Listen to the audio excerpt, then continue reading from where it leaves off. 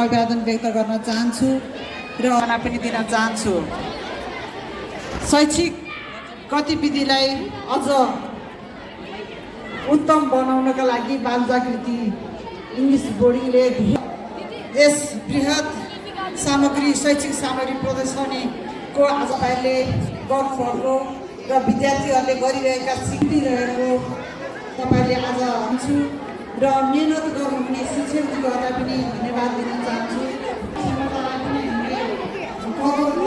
गर्नुभएको छ र अझै पनि तपाईँहरूले शैक्षिक स्तरमा नेतृत्वदायी भूमिका निर्वाह गर्न सकोस् यही शुभकामना दिँदै मेरो मन्तव्य यहीँ टुङ्गाउँछु। हस्, धन्यवाद, नमस्कार।